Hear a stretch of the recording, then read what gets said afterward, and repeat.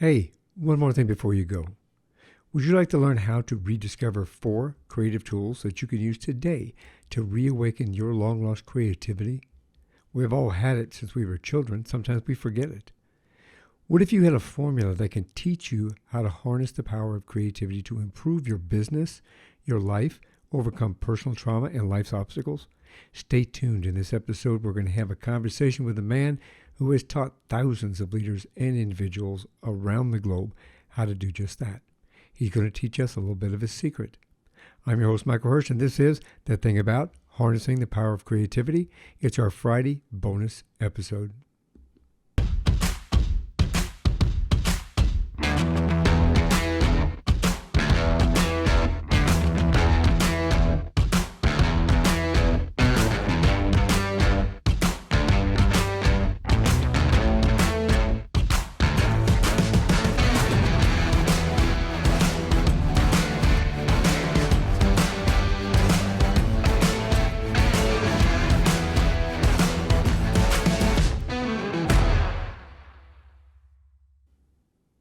Welcome back.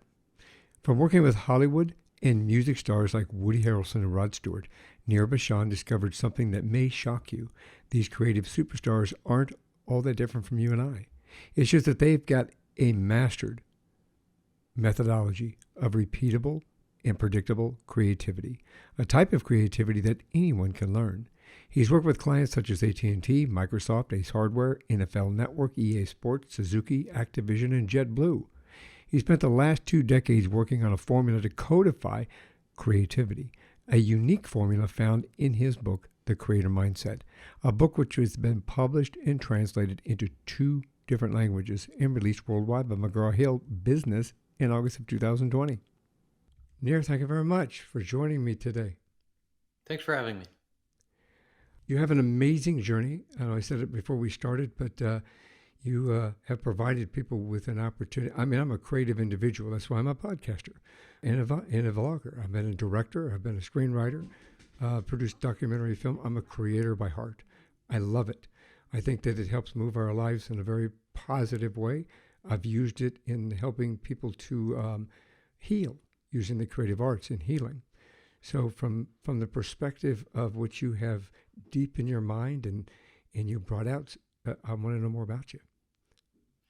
Thanks. Yeah, thanks for having me. Yeah, this is I think a lot of people don't realize how important creativity is in general, right? For the Yeah. entire world. And so my message is one of increasing creativity at work, especially making people more creative in their day-to-day endeavors. I think that the world needs more creativity now, and I'm so happy to be here to talk a little bit about it. This is great. Let's start at the beginning. Where'd you grow up? I was born in Israel and I grew up in Los Angeles. And I remember my first job was going door to door trying to get people to let me wash their cars. And, it was sort of the situation where this young kid's knocking on the door, right? And all of 9 years old going, can I have your car keys so I can wash your car? And people are like, no, slamming the door and all of this stuff in my face. And I learned very early on that if you are going to do well in business, you got to be creative. You got to say, but wait, there's more. Or you got to say, hey, I've got a really great idea here. I can not only wash your car, but I can clean stuff up for you or clean out your trunk and this and that. And after many months of trying to figure out how to get somebody to actually buy, we ended up just saying, hey, we do car washes, but we also clean your trash cans and we also do this. And we started getting busier and busier as people started to say, you know what? Yeah, here, take my car keys, or they'd let us clean out their trash. And then the next weekend, they'd let us wash their car. So you have to be creative in order to do well in business. And I learned that from the get go. Yeah, and I think that adaptation is a good thing. So everywhere you look in history, you will find that we are standing on the shoulders of giants, right? Yeah. Just giants that have come before us, the founders of this country, for instance. And the philosophies that started that were all incredibly creative. Nobody had private property, right? Before what John Locke came up with it in 1620. It was just like, you know, there wasn't private property, right? And so you can look on and on in medicine, in different types of manufacturing, different types of industries, financial services, and you see that we're literally on the shoulders of these giants that came up with amazing creative ideas. And here we are, we find ourselves in 2021 going, yeah, you know, COVID hit, everything's so bad, my life sucks, it's awful. And that is not a creative mentality. The creative mentality is like, okay, this happened. Now what do I do? How do I use positivity to move forward? How do I come up with actionable items to grow? And so I think creativity is really all about solving problems in a way that have never been done before. And there is no better time to do that than now. Well, I agree with you. I think if we hadn't had people looking outside the box like that from a creative perspective, I don't believe we would have our cell phones in our hand. The computer, the literal computer, is something like 100,000 times more powerful than what landed on the moon. Yeah, isn't You that know, crazy? in the palm of our hand. You know, that's creative to me. That's a creative opportunity to say, hey, how can I make this? I want to walk around with a computer in my hand. I want to be able to communicate like they did in Star Trek. You know, Right? I mean, that's It's kind of coming. an old Yeah. school connotation there. But you know, it blows me away the opportunity, everything that has come about. I think today in society, space travel, rockets, electric cars. That's all people Oh, looking outside the it's box. incredible. You got to do it. And the problem is, Michael, and what I encounter, I do a lot of keynotes and I do a lot of consulting, right? I've worked with companies all over the world, from JetBlue to Microsoft. I'm doing a keynote in a couple of weeks for the International Auditors Association, a biggest conference of the year. And every time I do these things, every single time, not just once in a while, not just, hey, you know, once a year, every single time I encounter people that tell me, Nir, that's somebody else's thing. That's not me. And Oh, this is a fundamental flaw in the way that we understand creativity, because we always think it's going to be Steve Jobs or that gal over there who's doing something crazy. Oh, that's not me, Nir. I don't do that. And what we are doing is we are cheating humanity out of the very gifts that every single human being on earth has. Every single being on human earth is endowed with this amazing creative gift. We all have it as children. Some of us lose it as we get older. Some of us, like right. you, Michael, have kept it. But most of us lose it as we get older. We love analytics and stuff like that. And what we end up doing is we cheat the world out of a potential of innovation that lives deep within every one of us. And Yep. so we don't have the Star Trek communication yet, and we don't have a woman on Mars, and we have not cured all cancers yet.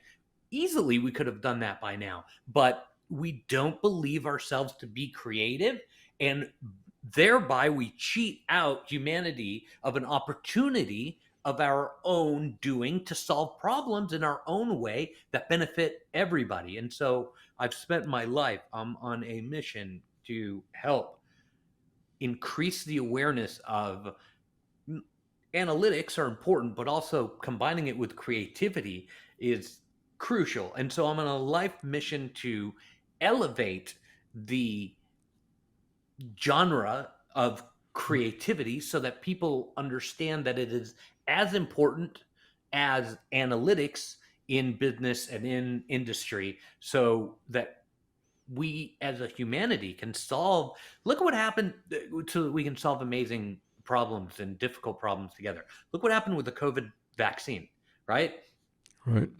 9 months. Yes, there was years of research on it, years of research, and SARS-2 and some of the other stuff. But you have Moderna, you have Pfizer coming together on two completely different tracks with the same foundation and coming up with a vaccine. I mean, that is innovation, that is creativity. We need that every day, not just during a crisis. We need it every day, Michael. And so I'm on a mission to educate the world, in educate the people that I meet through workshops and talking and keynotes and all this stuff on how important that is. Now, can I ask you this? Can this perspective on creativity help people not only in their work life but in their personal life as well? Absolutely. I start at work because that is what my uh, gut has told me to do. And so I start with Right. people at work because they need actionable items that day that will solve a problem that comes up. And so the majority of my work happens in that sphere. But absolutely, there are certain items that you can do that help you overcome a problem at work that work at home or in your personal life just the same. So, like managing health or managing life's obstacles, so to speak, you can look at it from that perspective. If you're trying to overcome something like a traumatic incident or a divorce or health, things like this, we can utilize creativity in regard to helping us manage those. No doubt. And one of my favorite tools is the little victory. I talk about it extensively in the book, The Creator Mindset 92 Tools to Unlock the Secrets of Innovation, Growth, and Sustainability.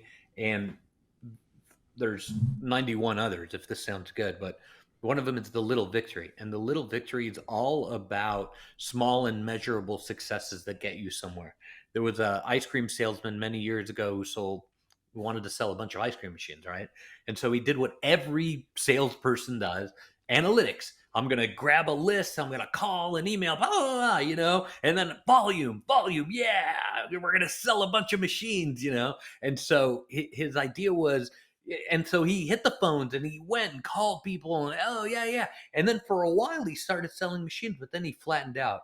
Every business flattens out if it doesn't inject creativity. The analytics can only get you halfway there, literally only halfway there. So he started flattening out and he was like, why am I not selling more machines? And he kept getting a call from this one restaurant. They were like milkshake ice cream machines. And this one restaurant kept ordering them because they were breaking. They were making a lot of ice cream. And so he went down there to check out what was going on. There was a line around the block, 45 minutes. He waits in that line and he gets to the counter, orders a cheeseburger and a milkshake, right? And he has the best cheeseburger he's had in his entire life. Best cheeseburger ever. And the guy's name was Ray Kroc, and that restaurant was McDonald's, right? So Wow. had he have just stuck with his little victories, with his 2-year or 5-year plan, whatever, 10-year Right. plan, he would have missed the little amazing victories that were happening along the way. Most people would say, Right. Nir, I'm not selling a lot of machines. Who cares about this restaurant that keeps ordering 4? I need to sell 400. That's Right. most business mentality today. And what he did was say, wait a second, something special is happening here. Let's investigate that.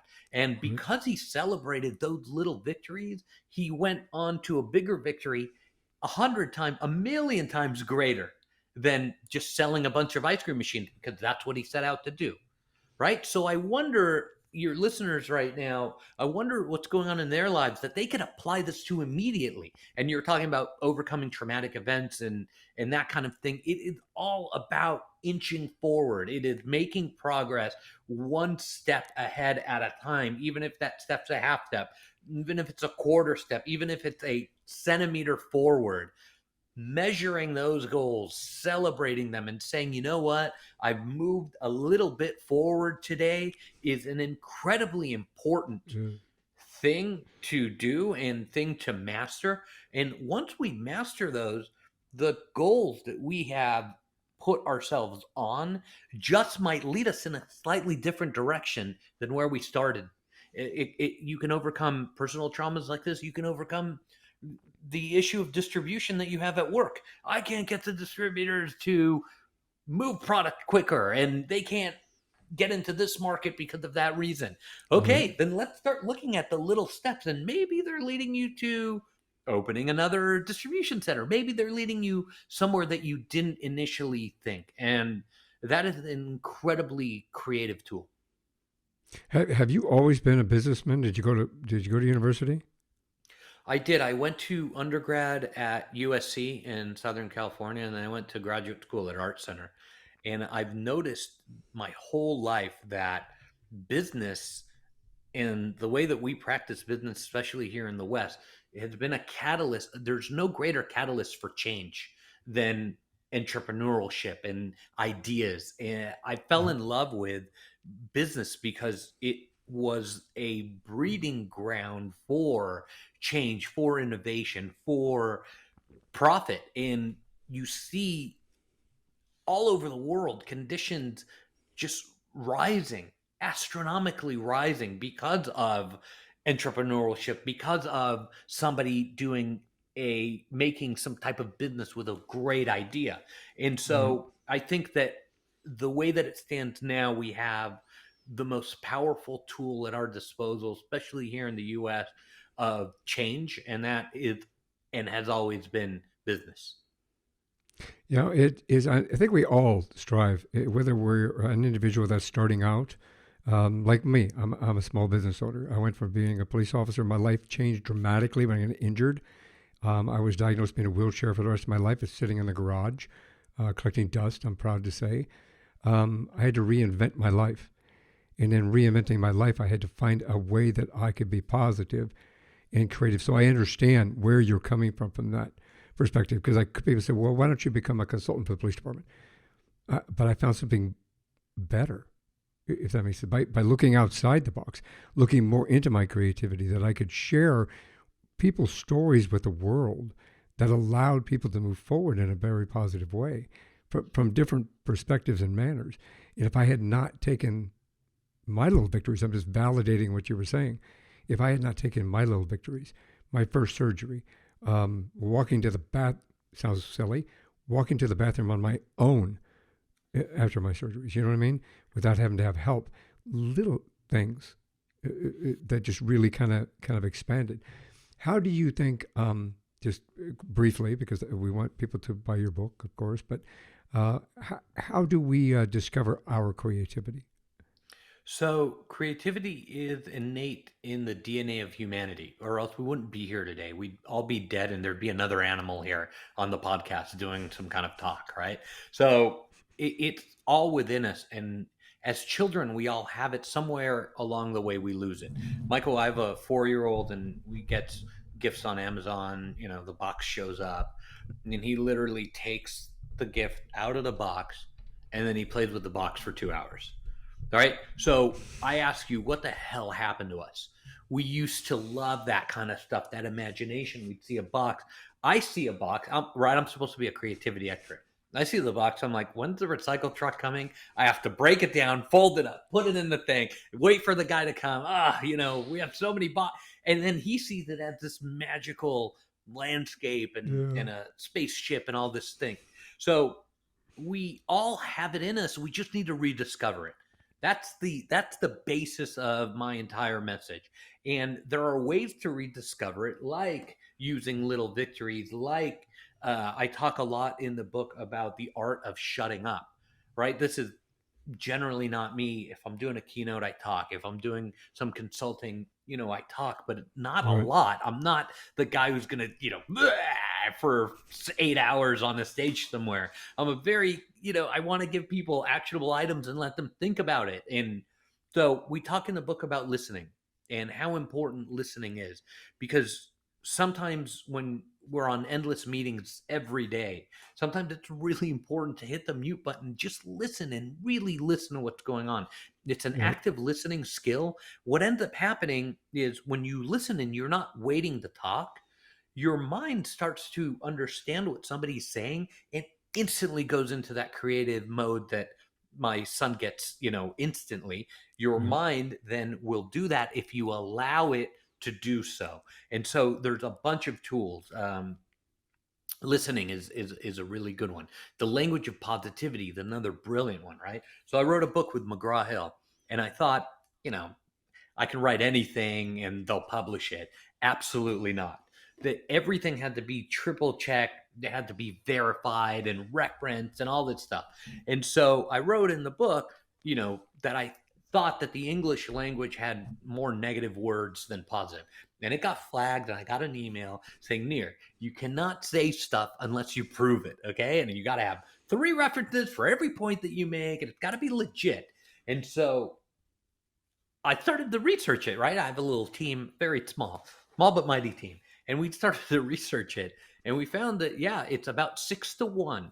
Every negative word in English, there are 6 negative words for every positive word in English. So for every Wow. good, there's bad, ugly, terrible, horrible, and all that other stuff, right? There's 6. That's the ratio of positive to negative. And then I thought to myself, it's got to be English, right? It's got to be the cold, rainy English skies, right? Of cold England. And yeah, of course it sucks outside.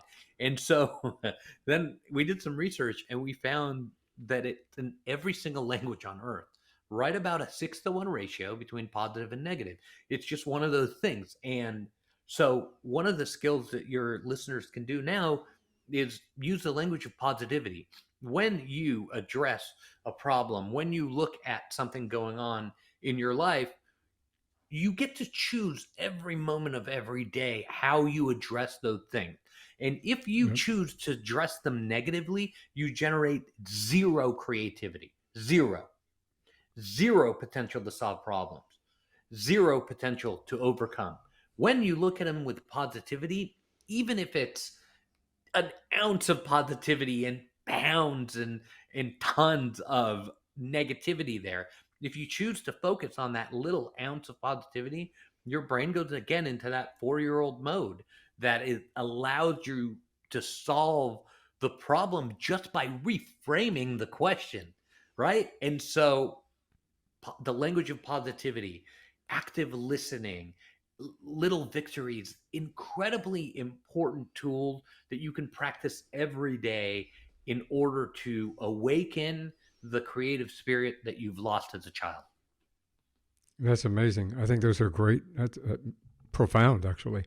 Um, would I know you talk about digital detox? Do you think it's important for us to take a digital detox? Absolutely, it's another thing that I talk about in the book. Um, walking away from your computer. I'm in meetings all day. So every day in just in this last interview, there's 2 missed calls and a bunch of texts on the phone. So it is a bombardment nonstop of connectivity.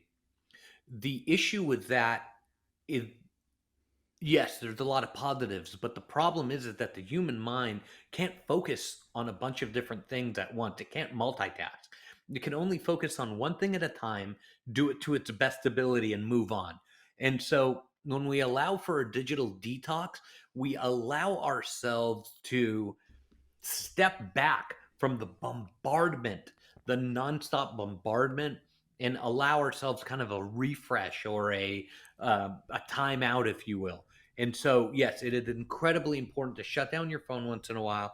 I've started to shut it down at night when I never did before because I don't want the text messages. I don't want, hey, make sure you bring this tomorrow to the client site, or I could do Right. it tomorrow, and make sure you bring this tomorrow morning works just as well as it did the night before, right? So it is all about managing your time so that someone else doesn't manage it for you, because we can very easily lose track of what we're doing and why we're doing it if we let someone else schedule our time for us. And it's really easy to do with our devices. So digital detox is incredibly important.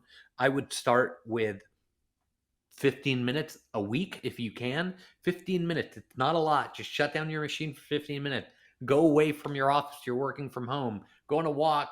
Get out of that room. Just 15 minutes a week. And then try to up it so that you can generate creativity. That's a good thing. That's a positive thing. I think we get caught up too much in allowing others, like you just said, to kind of control what happens to us. And they're so involved in theirs that it scoops us up into that environment. And unfortunately, we kind of get drugged within that. And a lot of its negativity creates negativity. And as we both know, negativity builds on more negativity, positivity builds on more positivity. How do we motivate ourselves? So, some of the work that I do around motivation is the reduction of fear, as you've talked about earlier. Um, there's a chapter in the book about the one of the biggest things that ever can destroy humanity, and that's the fear that we have within us to not act. And once we start to learn how to deal with that fear, the motivation comes because we're no longer Right. afraid. A lot of times, motivation is one of the things that is inoperable because we choose to have fear instead of moving forward in to where we need to move into. So I talk a lot about how to reduce that fear so that motivation can arise. Really, there are three methods that I talk about in the book. My favorite one, and one that works really well for people, is the visualization method that I talk about called the waterfall technique. We've studied a lot of physics for the book. I don't know how that happened, but there's water is a really interesting sort of molecular thing because it tends to just kind of flow over things regardless of what's before it, what's after it. And I Right. thought that was really interesting in a not in a physics way, but in a very simple way. The molecules literally could care less what comes before it or what comes after it. And so I talk about a technique called the waterfall technique where you grab a pen and you literally just write down some ideas where you care not what comes before it and what comes after it. Right? It's just like a straight up getting it out session. Sometimes there'll be good stuff on there. Sometimes there'll be bad stuff, but it doesn't really matter. If you're fearful towards something, you write down, get a pen and a paper.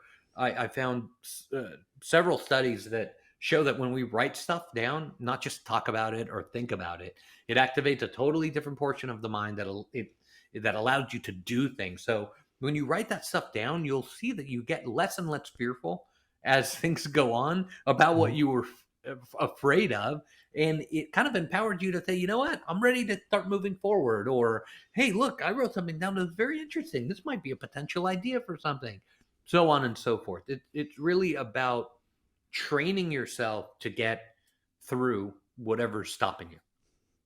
That works. Speaking of writing, what motivated you to write this book? I wrote the book because there is no books in the market about the how of creativity. Every book out there was the why, and why has been a very popular topic for the last 10 or so years because there's been several books written about how important why is. Yes, why is super important, but now what? Why doesn't pay the bills? How pays the bills? And so I wrote a book showing people how to use creativity in order to get more creative. The how is the reason that I wrote this book. It is actionable item. People email me from all over the world saying, Nir, I didn't even start at the beginning. I started at the middle, read the last chapter, or read the third chapter. It's like, that's what it's meant for. It's meant to be a Right. workbook. I got a photo with somebody who marked it all up and, had sticky notes and all this stuff, post-its in it and circle. It's meant to be a guide. I'm not John Steinbeck. This isn't high-end literature. This is about, hey, turn to page 196 and learn how to use process creatively. Period. Highlight the stuff and move on. Go and try it at work. Oh, that worked for me. Great. Oh, that didn't work for me. Keep reading. There's another thing in there. Oh, yeah, great. It's meant to be a how-to guide, not a why guide. That makes sense. I like that, actually. A guidebook, I think we all need a guidebook in life to help us through. Yep, yep. This is my get rich slow book. Let's, It's what let's it's talk about. about get rich slow is a good thing, I think. Too many people Get want to rich slow. rush. Yeah, they want an overnight success. I do talking within the podcasting community itself, and everybody wants to be the next Joe Rogan. And it's like you have to work your way up there. You can't just do it overnight. Yeah, there are no overnight successes. Everything in life is a process, and following that process and learning and staying creative and being willing to change depending on what the market is telling you and what the environment is doing is critical. Critical. And so many people, I don't want to change. I like what's going on. And, Right. how can I rebrand my podcast if I've been doing it 10 years. It's like, yeah, okay. Are you where you need to go? Are you where you want to be? No. Okay, then it's time to change. But we're so fearful, and we're so afraid of taking that creative leap of faith, and we need to do it. Absolutely, 100%. I agree with you. So let's talk about where to get your book and your services, because you are a keynote speaker. You do provide services to businesses and to individuals, as well as the book. Can we talk about that? Yes, sir. So the book's available anywhere that you buy books. It's at Barnes and Nobles across the country. In the bookstore, it's on Amazon. I'm very easy to find. It's nirbashan.com, NIRBASHAN.com. I'd love to hear from you and your listeners. I do keynotes and workshops across the country for different organizations where we help people become more creative at work. That's amazing. And I will make sure that those connections are within the show notes as well. So for the viewers, you can take a screenshot of that, or you'll find it in the show notes, as well as the ones that are listening on the regular podcast. I'll make sure that they can contact you from that perspective. So, Nir, this is one more thing before you go. So before you go, do you have any words of wisdom you'd like to share? I think the one more thing before I go message would be that creativity sees a world that can be, not what is. And imagine a life, imagine a environment at work where that is the truth. And if you are able to do that, you can have incredible problem solving skills immediately available to you. So the one more thing before you go is remember that creativity sees a world that can be, not a world that is. Amazing. Very profound. Nir, thank you very much for sharing your journey, your experience, your wisdom with us. You've inspired me to move forward, and I'm hoping that it will inspire all of our listeners and viewers as well. Thank you, sir. Thanks for having me. Thank you so much for joining us on the show today. We really appreciate you. Please be sure to follow us, subscribe. It's free. You can find us not only here on YouTube, but on Apple, Spotify, Amazon, Pandora, and any of your other favorite listening platforms. Please download our free app in the iTunes Store and on Google Play.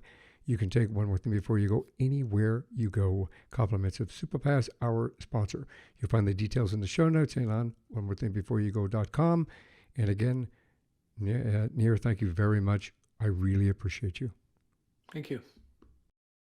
Thanks for listening to this episode of One More Thing Before You Go, a unique conversation about life. If you like our show and want to know more, check out our website at beforeyougopodcast.com. That's beforeyougopodcast.com. Tell your story, share your expertise, contribute to the blog, and subscribe to the newsletter. You can find us as well as subscribe to the program and rate us on your favorite podcast listening platform. And one more thing before you go. Have a nice day, have a nice week, and thanks for listening.